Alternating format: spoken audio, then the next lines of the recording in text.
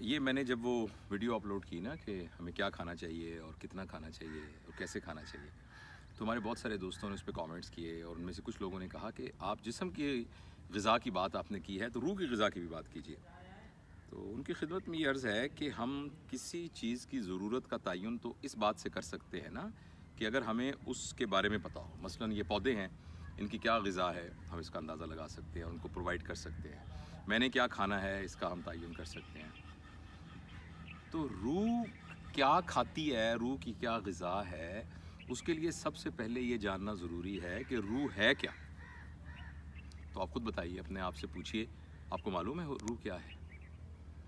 روح کے بارے میں جو باتیں ہیں وہ ہم نے صرف سنی ہیں یا کتابوں میں پڑھی ہیں یا ہمارے بڑوں نے کچھ ہمیں بتایا ہے۔ ہمیں خود روح ایک تجربے کے طور پر محسوس کبھی بھی نہیں ہوئی۔ یہ جسم ہمیں تجربے کے طور پر محسوس ہوا ہے۔ اس ہاتھ میں درد ہوتا ہے تو مجھے پتہ لگتا ہے، اس ہاتھ کو میں کوئی آسانی پہنچاتا ہوں تو مجھے اس کا سردی گرمی سے بچاتا ہوں تو مجھے اس کا پتہ چلتا ہے۔ لیکن روح کیا ہے؟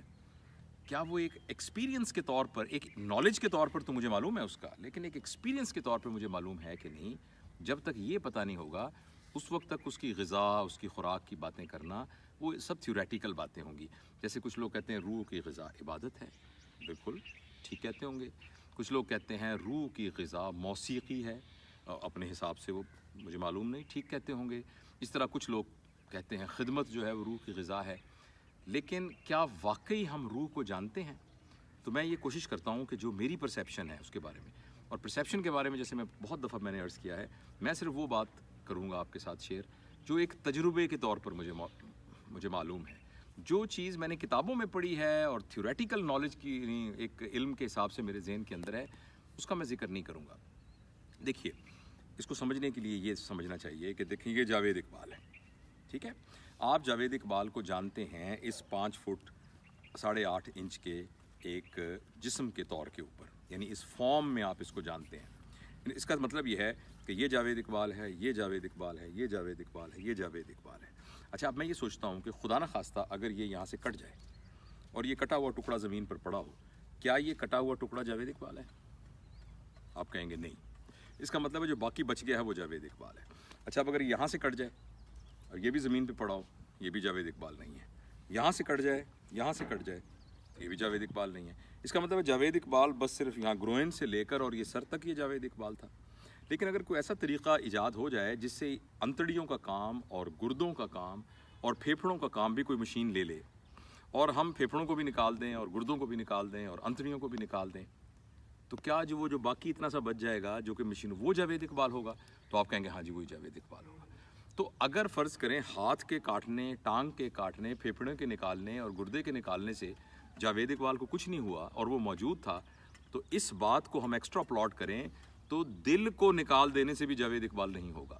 تو اس کے علاوہ کچھ اور ہے جو جاوید اقبال ہے۔ تو پھر جاوید اقبال کیا ہوا؟ یہ جسم تو نہ ہوا، پھر کیا؟ اور اس کا ایک ثبوت یہ بھی ہے کہ جب اللہ کی طرف سے حکم آ جائے گا اور روح اور جو ہے ایک جان نکل جائے گی اس میں سے، آدمی مر جائے گا، اور جب وہ زمین پہ پڑا ہوگا تو کوئی بھی یہ نہیں کہے گا یہ جاوید اقبال ہے، وہ کہے گا جاوید اقبال کی باڈی۔ ہم سب کے بارے میں اپنے آپ کو مثال کے طور پہ پیش کر رہا ہوں، مگر یہ ہم سب کے لیے درست ہے۔ تو اس کا مطلب ہے کہ یہ جسم تو جاوید اقبال ہے، روح کا تعلق کوئی اس جسم کے ساتھ تو بالکل نہ ہوا۔ دوسرا جو سیگمنٹ ہے وہ ہے جو میں آپ سے بات کر رہا ہوں، جو میری انٹلیکٹ ہے،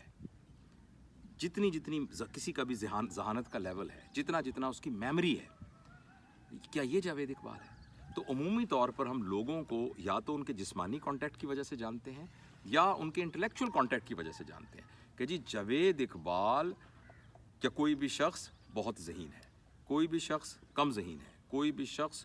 بہت بڑا پینٹر ہے، کوئی شخص بہت بڑا اچھا ڈاکٹر ہے، کوئی شخص بہت بڑا بزنس مین ہے۔ اب اس ساری چیزوں کا تعلق اس کی انٹلیکٹ کے ساتھ ہے، اور یہ جو انٹلیکٹ اور میموری ہمارے آئی ہے، یہ ساری کی ساری پیدائش کے وقت تو نہیں تھی، یہ بعد میں ایکوائر ہو کر آئی ہے۔ میں جب پیدا ہوا تو میں ڈاکٹر نہیں تھا، تو اس کا مطلب ہے جو ڈاکٹر بننا ہے یہ اسکل بعد میں آئی ہے، لہٰذا یہ جاوید اقبال تو نہیں ہو سکتی، کیونکہ جو جاوید اقبال پیدا ہوا تھا تو وہ تو ان ساری اسکلز کے بغیر تھا، یہ تو بعد میں آنے والی چیزیں ہیں، یہ تو اس کے اوپر پینٹنگ ہوئی ہے، تو اصل جاوید اقبال تو یہ بھی نہیں ہے۔ اور دیکھیے اسی طرح جیسے خدا نہ خواستہ کسی کا کوئی ہیڈ انجری ہو جائے، ایکسیڈنٹ ہو جائے، یا بعض ڈرگس کی وجہ سے میموری انسان کی لوز ہو جائے اور اس کو یاد ہی نہ رہے کہ میرا نام جاوید اقبال ہے، اس کو یاد ہی نہ رہے کہ میں کون ہوں، میں کس کا بیٹا ہوں، کس کا بھائی ہوں، تو وہ جو شخص پڑا ہوگا وہ پھر بھی وہ ہوگا، جاوید اقبال ہوگا، چاہے اس کی میموری نہ ہو۔ لہٰذا یہ ثابت ہوا کہ نہ تو یہ ہمارا جسم ہم ہے اور نہ ہماری میموری ہم ہے، اس کے علاوہ کوئی تیسری چیز ہے جو ہم ہیں، اور شاید وہ تیسری چیز ہی وہ روح ہو جس کے بارے میں ہم بات کر رہے ہیں۔ اچھا، اب وہ جو روح ہے وہ کوئی جسمانی چیز تو ہے نہیں، اور خوراک تو ہوتی ہے جسمانی چیز کی، اور جو جہاں سینے میں دھڑک رہا ہے یہ دھڑکنا جاوید اقبال نہیں ہے، جو اس کو پیچھے سے دھڑکا رہا ہے وہ جاوید اقبال ہے۔ وہ پھر کیا ہے؟ اس کو سمجھنے کی ایک سمپل سی مثال ہے کہ ایک دیا ہے جس کی بتی آپ کو نظر آ رہی ہے،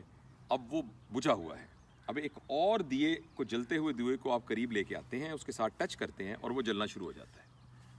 اب جو چیز اس دیے سے اس دیے میں منتقل ہوئی ہے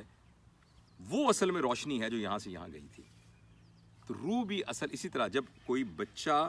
یعنی پیدا ہوتا ہے تو اس کے اندر یہ جو ایک لا ہوتی ہے، جو ایک رمق ہوتی ہے، یہ ہے اس کی روح، اور جب وہ مرتا ہے تو وہ نکل، جیسے اب جلتے ہوئے دیے کو آپ پھونک مار دیں تو کچھ نہ کچھ تو اس میں سے نکل گیا نا، جو کہ جس کی وجہ سے وہ اس میں اندھیرا ہو گیا، وہ جو نکل گیا وہ روشنی تھی۔ اسی طرح جب انسان مرتا ہے تو کچھ نہ کچھ تو اس سے نکل جاتا ہے۔ اگر آپ اس کا وزن کریں ایک آدمی کا اس کی موت سے پہلے اور مرنے کے فوراً بعد اس کا وزن کریں تو وزن بالکل برابر ہوگا۔ اگر آپ کے کٹ سیکشن کر کے ہسٹولوجی میں دیکھیں تو وہ برابر ہوگا فوری طور پر اگر آپ دیکھیں تو، لیکن وہ جو نکل گیا وہ ہے بنیادی طور پر یہ۔ اب آپ دیکھیے اس کو پرسیو کرنا کتنا مشکل ہے، ایک تجربے کے طور پر اس کو سمجھنا کتنا مشکل ہے، لیکن ہمارے بڑوں نے بتایا ہے کہ اگر ہم خاموشی سے بیٹھ جائیں اور خاموشی سے توجہ دیں، اٹینشن دیں اور غور کریں اور کسی نیچر کے ساتھ اٹیچ ہو کے غور کریں، تو تھوڑی دیر کے بعد آپ کو سمجھ آنا شروع ہو جاتا ہے کہ اصل میں یہ جسم آپ نہیں ہیں، اور آپ کے اور جسم کے درمیان میں تھوڑا سا وقفہ ہے، اور اسی طریقے سے جو آپ کی سوچیں ہیں یہ آپ نہیں ہیں، آپ کی ان سوچوں اور آپ کے درمیان ایک تھوڑا سا وقفہ ہے، اور اگر آپ اس سپیس کو، اس وقفے کو ایکسپیرینس کرنا شروع کر دیں تو سڈنلی آپ اپنے جسم سے اپنے آپ کو الگ محسوس کریں گے اور اپنی تھاٹ پروسیس سے اپنے آپ کو الگ محسوس کریں گے، اور وہ جو باقی چیز، وہ جو دیکھنے، یعنی آپ یہ جسم نہیں، یہ آنکھیں نہیں دیکھ رہی بلکہ آنکھوں کے ذریعے سے آپ دیکھ رہے ہیں، یہ کان نہیں سن رہے بلکہ کانوں کے ذریعے سے آپ سن رہے ہیں، اور اسی طرح سے اس جسم کے جتنے افعال ہیں وہ آپ ان اعضاء، اور اسی طرح یہ آپ سوچوں کے ذریعے سے اپنے آپ کو ایکسپریس کر رہے ہیں، مگر جو آپ کا اپنا آپ ہے اس میں اور آپ کی باڈی میں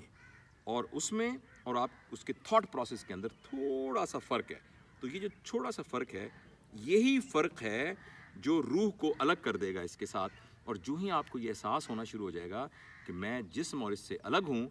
تو آپ اس روح کو محسوس کرنا شروع کر دیں گے، اور جب آپ اس روح کو محسوس کریں گے تو آپ دیکھیں گے کہ وہ روح اصل میں وہی ہے جو کہ ان پودوں میں ہے، اور وہ روح وہی ہے جو کہ پوری کائنات کے اندر ہے، اور اسی کا نام امر ربی ہے، اور اسی کا نام نور السماوات والارض ہے، اور اسی نور کا ایک پرتو ہے جو آپ کے اندر موجود ہے۔ تو وہ جو پرتو ہے اس کی تو کوئی خوراک نہیں ہے، وہ تو سٹیٹک ہے، وہ تو ایک اپنی مکمل حالت کے اندر موجود ہے۔ یہ خوراک کیا ہے، ضرورتیں کیا ہیں، یہ آپ کے جسم اور آپ کے انٹلیکٹ کا پرابلم ہے۔ اب یہ ساری کی ساری باتیں ہو سکتا ہے کہ اس کو سن کے کوئی آدمی دوبارہ ریپروڈیوس کر سکتا ہو، کوئی آرٹیکل لکھ سکتا ہو، لیکن اگر آپ واقعی اس کو سمجھنا چاہتے ہیں تو اس کے لیے آپ کو خاموشی سے بیٹھ کر اور اٹینشن، توجہ کرنی پڑے گی، اور توجہ کی وجہ سے ہی وہ آپ کے احساس کا حصہ بنے گا، اور جب احساس کا حصہ بنے گا پھر ہمیں اور آپ کو اندازہ ہوگا کہ ہم نے تو ساری زندگی سوتے ہوئے گزار دی، جو ہی ہماری آنکھ کھلے گی تمہیں اندازہ ہوگا کہ اصل منظر تو اس سے بالکل مختلف ہے جو ہم نے اپنے لیے تشکیل کیا ہوا ہے اور تعبیر کیا ہوا ہے۔